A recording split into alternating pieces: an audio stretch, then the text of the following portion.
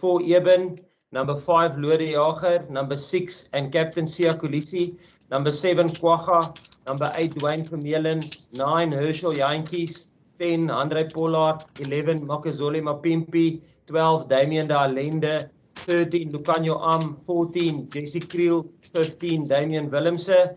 Then the replacements starting at from number 16 to 23, Malcolm Marx. Then 17, Steven. 18, Vincent Koch. 19, Franco. 20, Jasper Wiese. 21, Kobus Reinach.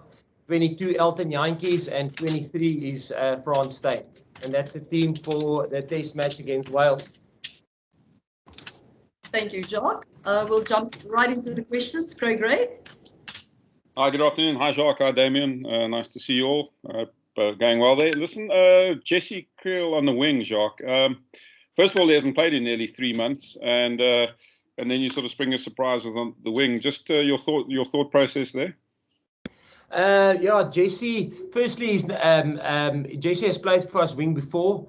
So it's not an experiment. We know that he can do it. He played for us in 2018 when we played against the All Blacks in Wellington. He started for us on the wing.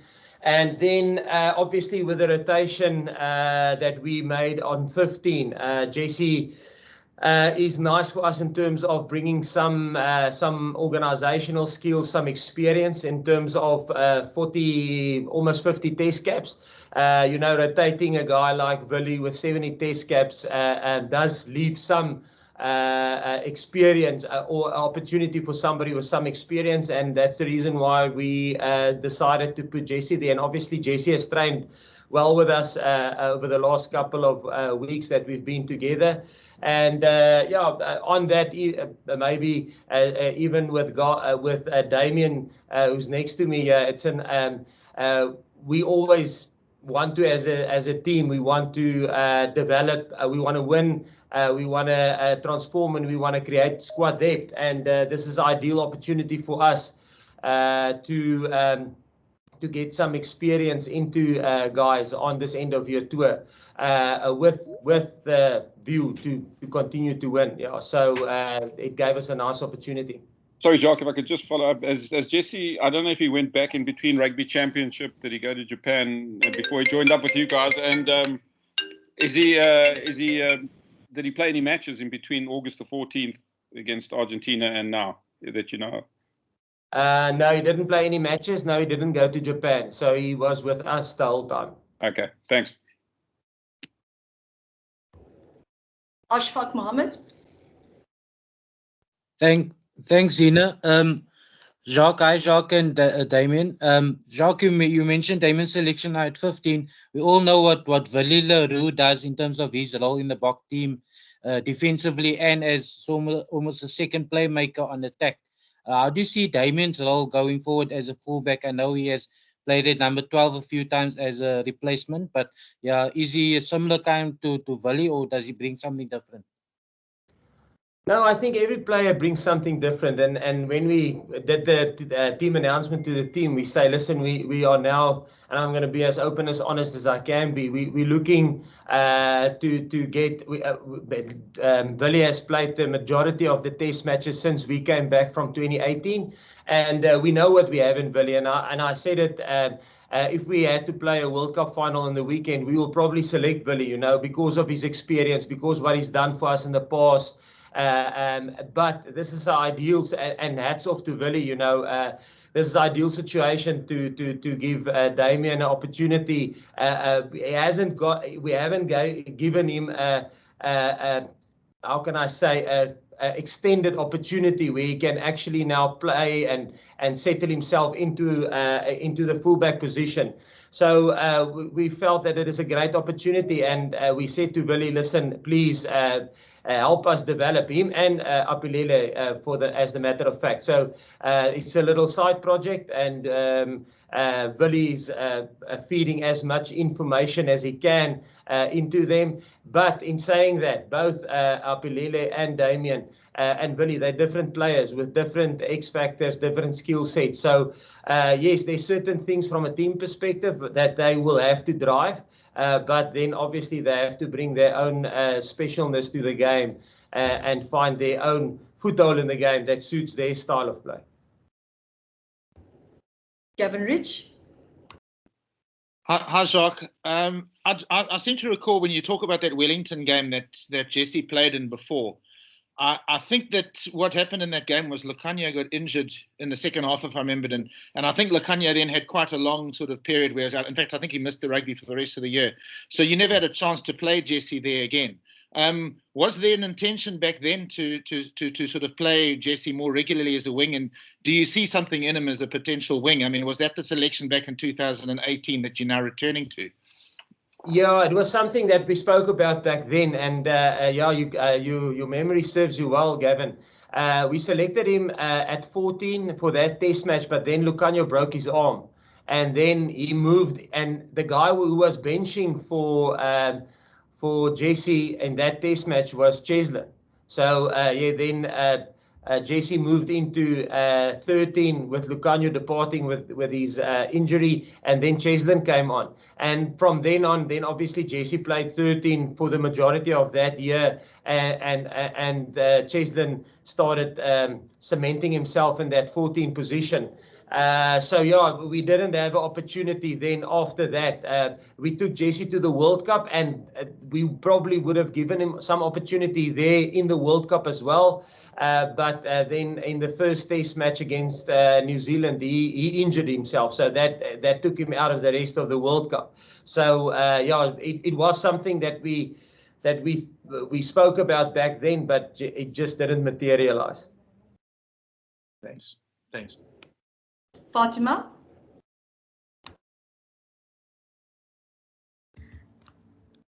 Sorry. Hi, Zina. Just give me 1 second.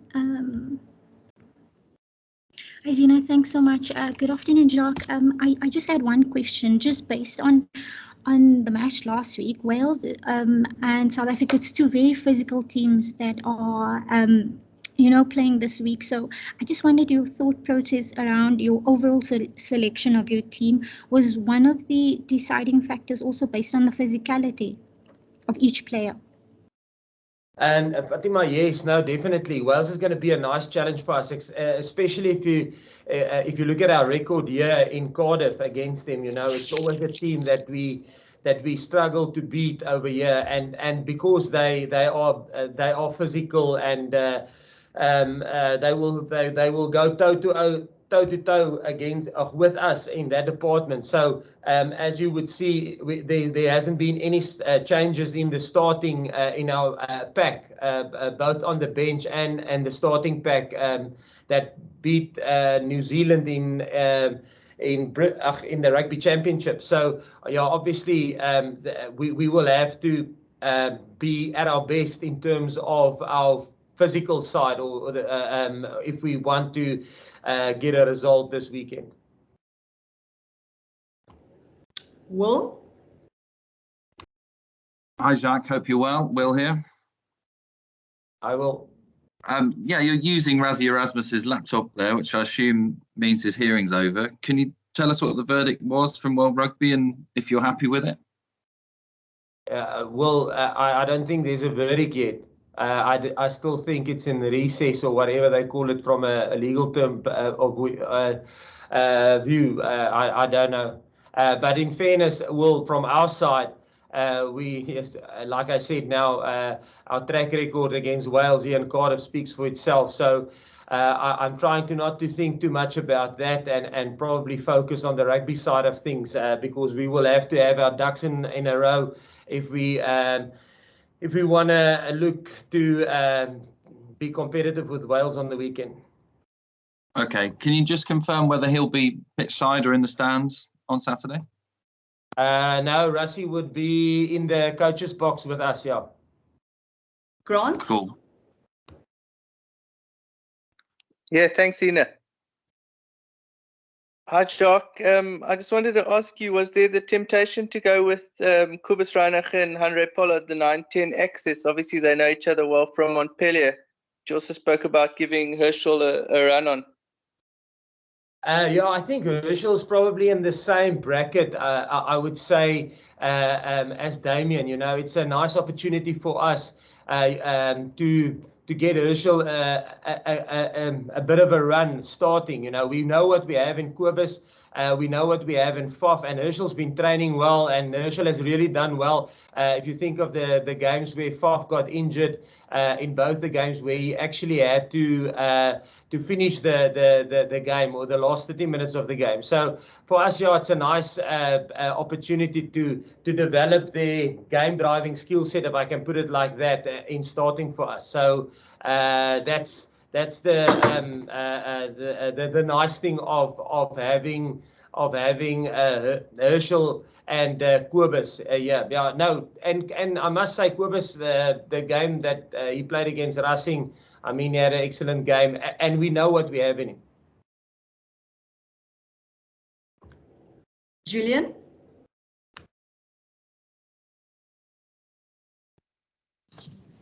Control shift there. Julian? Yeah, hello. Can you hear me? Yeah, Julian, can you hear me? How do you explain your relatively poor record in Cardiff, and what have you told the team about playing in Cardiff?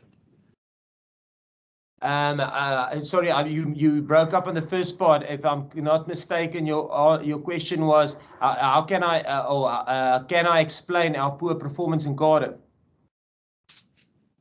Yeah, your relatively poor record there in recent times.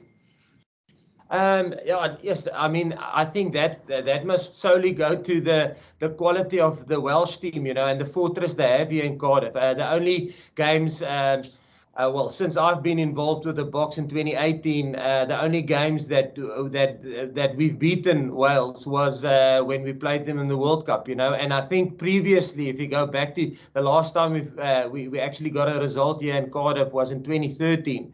And the only other results we had was in the World Cup 2015 and then obviously 2019 World Cup. So I think it's just a fortress for them. I mean, the atmosphere in the stadium is tremendous, and I think the fans carry them, and that you grow an extra arm and a leg. Well, I would if this was my home ground. So I think it's obviously it's a very proud team and a very proud country with a very rich and strong rugby tradition, you know. So I think that's why it's so tough to beat Wales over here. I think that's probably it, and they're a quality side with quality coaches, and it's always a nice challenge for us as the Springboks to play against them.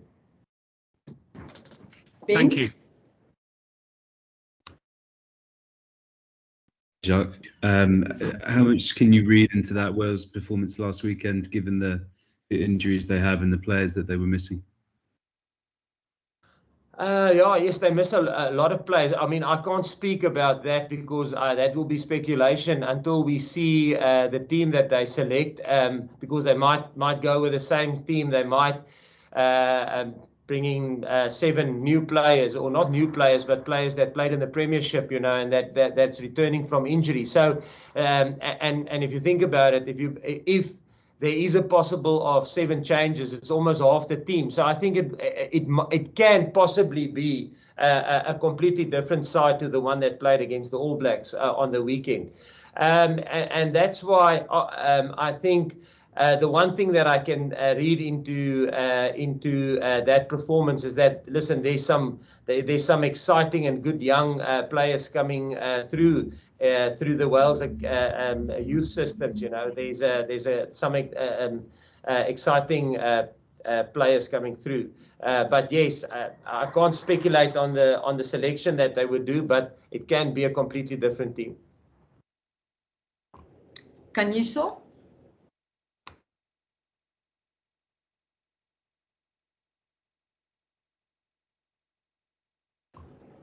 Kanyiso, you can ask your question.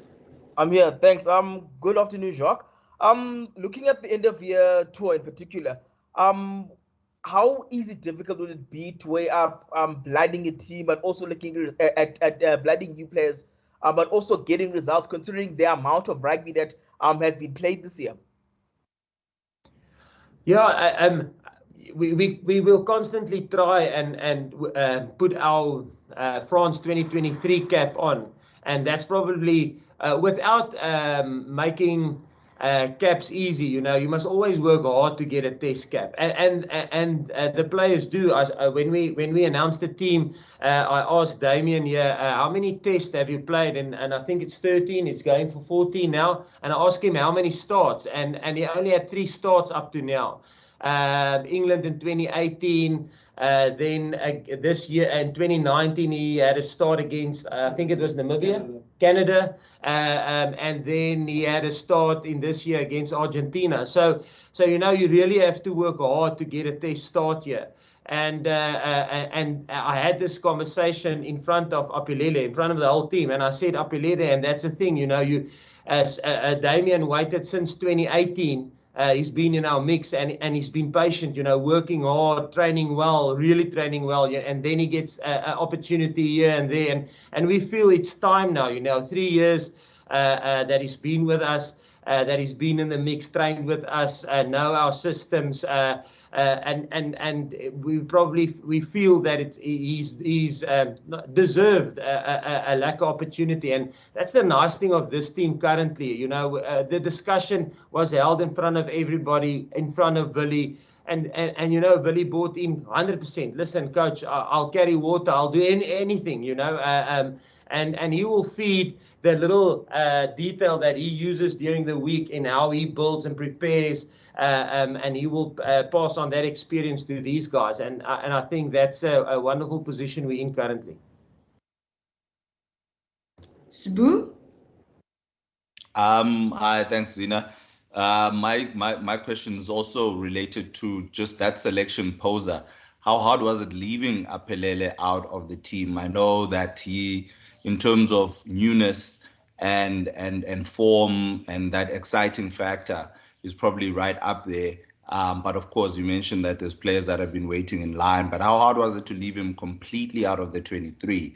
And is he still in the plans to maybe get a chance at some point against Scotland, maybe England, because games don't get easier on this tour?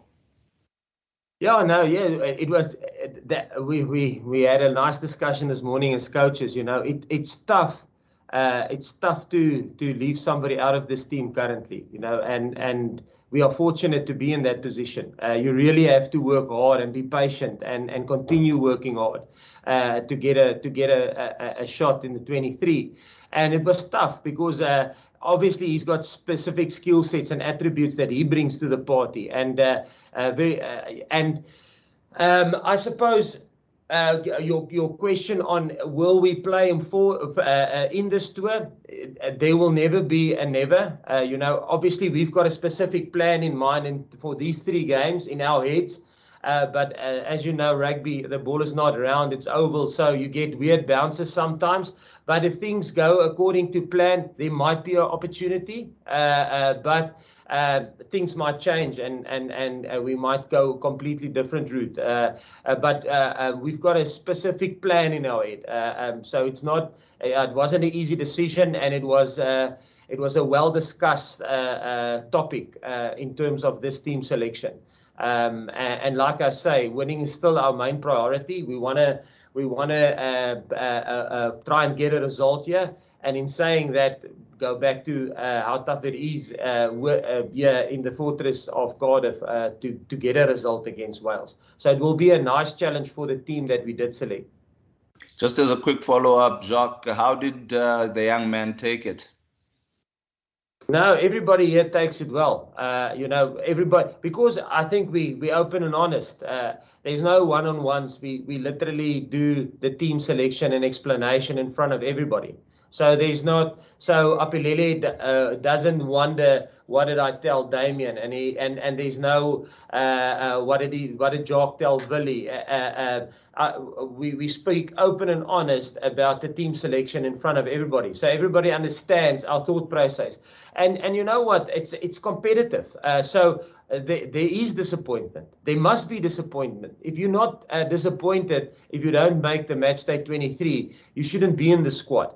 But the moment you are not selected, your job's not done. you now have another job, and your job is to prepare this team and to give input in the 23 that's selected. So, yes, obviously disappointment when he wasn't selected, as Willie was disappointed not being selected and on a rotational basis. But you know what? They get over it quickly, and then listen, my next task is now this, and then they get focused on that. We are almost at the end of the English section of our press conference. So can I take 2 more questions from David and Ben Coles? And then Adnan, I know yours would probably be in Afrikaans, I'm guessing, and Percy. So David, you may ask your question. Thank you. Hi, Jacques. Hope you're well. It's David here from the BBC. You mentioned how different a team Wales will be with the players returning. I also wondered what you thought of their kind of stylistic change under Wayne Pivac compared to how they played under Warren Gatland. You'd have come up against those more physical, pragmatic teams. What kind of a challenge do you expect under this new regime? Yeah, I think it's the Wales that I saw in the Six Nations was pretty much what I saw from Wales in Rugby World Cup 2019, you know. So I think determined on the conditions, where they are in the game, are they leading, do they have scoreboard pressure, they can almost swap between the styles. And but the Wales that I saw with younger players playing against, I think their first game was against Romania or Canada, I'm not sure, and then they played the 2 test match against Argentina. There I saw a little bit of a different style of play, and I think this weekend against New Zealand, probably 2 halves. So yeah, I think obviously they're in a place of transition.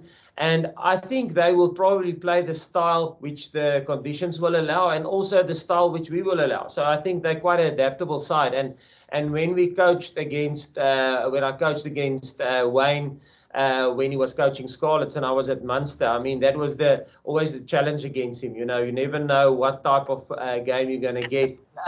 So from a coaching perspective, very much looking forward to this week. It's going to be a nice challenge for our coaches in terms of getting our stuff right. Great, thank you. And if I could just briefly follow up as well. No, sorry guys, we're really running out of time here, and we've got a team meeting. Can we get to Ben Coles, please? Hi, Jacques. Just wanted to ask about the 2018 game in particular, and how important was that for your development as a side, sort of building into the World Cup, the 2018 game against Wales in Cardiff? Yeah, the 2018 game in Wales, that was, if I look back since we started in 2018, myself, Russie, I think that was probably one of the 3 games that we were convincingly beaten. I know the scoreline was 20-11, but I mean, we just couldn't get into that game. So I think we had a good look, and it's a cliche, but you learn a lot out of your losses. And that was one game, that one, the Argentinian one, earlier on in the year, that probably helped sculpt the game that we produced in 2019. So yeah, no, it had a big effect on us. Just one question for Damian. He's been quiet the whole press conference before we switch to the Afrikaans section. Damian, just for you to get a start at fullback in a game like this, can you just tell us, you know, how are you feeling? Yeah, Z, obviously it's a massive honor and a privilege to always play for the Springboks, as well as to, you know, play against a side like Wales at the Millennium Stadium. So yeah, it's going to be big, and yeah, we are looking forward. The week's preparation has been going very well so far. We had a good week in Paris as well. So yeah, I'm excited about the opportunity, and you know, to make a positive impact for the team, and you know, for us to go well this weekend. Thanks, ladies and gentlemen. That concludes the English section of the press conference. We now are switching over to Afrikaans. So for our international media, you're more than welcome to stay on. But you are also, you can sign off if you'd like to. Let's go straight to Percy. Thank you so much, Zina, and thank you so much for the opportunity. It's always insightful being part of this press conference. Jacques, Nienaber, kan ek vinnig vra meneer die afrigter, net kortliks, ek vra altyd die algemene vraag. Wat was jou denkwyse agter die span geweest, die veranderings wat jy aangebring het? En Jacques, miskien nog net vir myself, miskien is ek 'n bietjie stadig.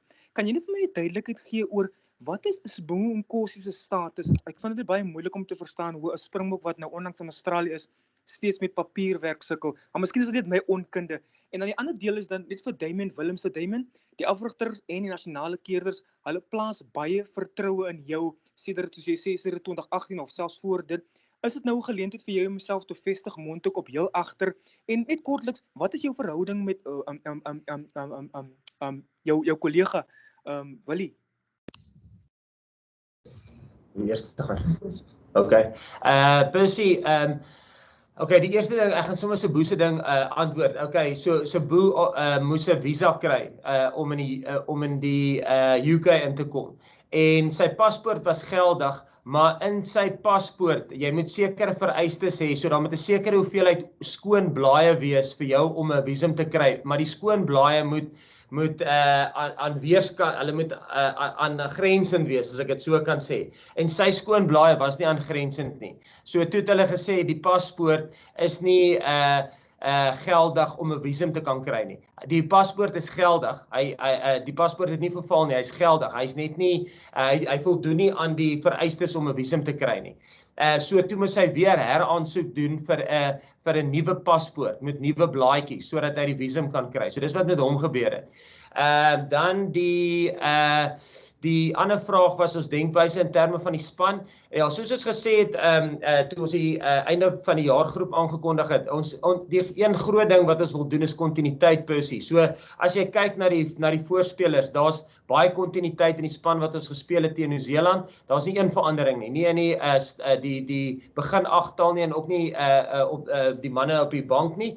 Waar ons veranderinge gemaak het is in die agterlyn, basies 3 veranderinge. Faf is beseer, so dis 'n beseringsverandering en ons het Herschel daar aangeskuif en dan kom Kobus op die bank en dan het ons 'n rotasieverandering gemaak waar ons vir Damian Willemse en Willie Leroux se plek ingesit het. En dan die laaste verandering was gewees by op vleuel as gevolg van, kan ons dit maar sê, administratiewe probleme waar Sibongo se visum nie betyds reg deurgekom het nie en ons het vir Jesse Kriel daar in sy plek aangewys. So jy kan sien daar's redelik verandering in die agterlyn en dis hoekom ons die voorspelers konstant gehou het om kontinuïteit te kry. Adnan? Ja, Damian? Ja, Percy, soos ek vroeër gesê het, dit is altyd 'n eer om vir die Springbokke te speel. Jy weet wanneer jy die kans kry en jy weet ek is obviously baie dankbaar vir die kans wat die coaches my gee om te start vir die span. So ja, ons sien uit na die naweek en dan ja, ek en Willie het nog altyd 'n goeie verhouding gehad vanaf ek 2018 die Springbokke gejoin het Willie nog maar altyd met my gehelp en jy weet Willie is een van die ouens wat jy weet hy het 'n goeie verhouding met almal in die backline en ja, hy het my sover die week het hy my nog altyd gehelp en ek sien nie hoekom dit sal verander nie en ja, ons is excited vir die game soos ek gesê het en dis 'n groot challenge vir ons as 'n span en ja, ons wil obviously die naweek 'n goeie naweek maak, so ja, ons sien uit. Adnan? Ja, thank you Zina. Ons het al die vrae gevra in Afrikaans, maar anyway, Damian, ek wil net aan jou gevra het om heel agter te speel, obviously is 'n goeie verantwoordelikheid. Hoe sien jy of wat dink jy kan jy anders bring? Jacques het genoem daar's verskillende eienskappe wat julle as heel agters bring. Wat dan jy anders bring in die laaste vesting en hoe sien jy jou rol veral teen 'n span soos Wallis? Ja, natuurlik gaan dit 'n groot wedstryd wees waar jy weet die ouens, die game drivers van die spans 10, 12, 15 groot besluite moet neem en jy weet en dit gaan obviously een van die games wees waar jy 2 of 3 geleenthede gaan hê om 'n groot impak te maak op die game, whether it is om 'n penalty te kry of om 'n 3 te druk of whatever om die span in die regte helfte van die veld te kry. Ek dink daai gaan wees, ons weet ons verwag 'n groot skop game, ons weet nie wat Wallis gaan bring nie, maar ja, ek dink ons moet net om te assesseer wat die game bring en wat ons moet doen as game drivers van die game. So ja, ek dink daar gaan groot besluite geneem moet word en ek dink dit gaan op my en die res van die manne hang om goeie besluite te neem, om die span in 'n goeie posisie te sit sodat ons hopelik daai druk in kan plaas in points. Thank you. 2 more questions and then we need to wrap up, ladies and gentlemen. Ashfaq, you may ask your question. Dankie Zina.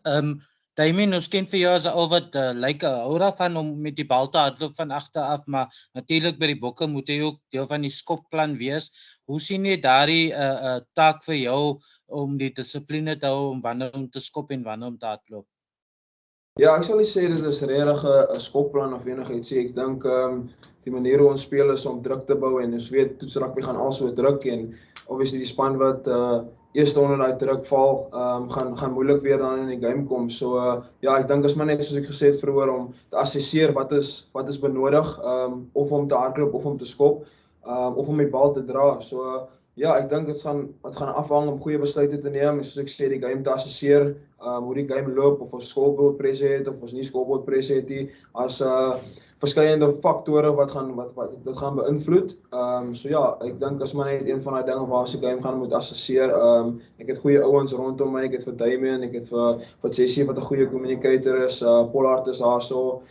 So ja, as baie experience in die backline wat kan help met daardie goed. So ja, ek dink dit gaan 'n game wees waar baie druk gaan wees en goeie besluite gaan baie belangrik wees. Kobus, we will wrap up with your question. Dankie Damian, jy het in 2018 die jaareind toer het jy ook op jou agter begin daai toets in Engeland op Twickenham. Hoe sou jy sê het jy sedertdien ontwikkel? Uiteraard is 3 jaar later, voel jy is 'n meer afgeronde speler?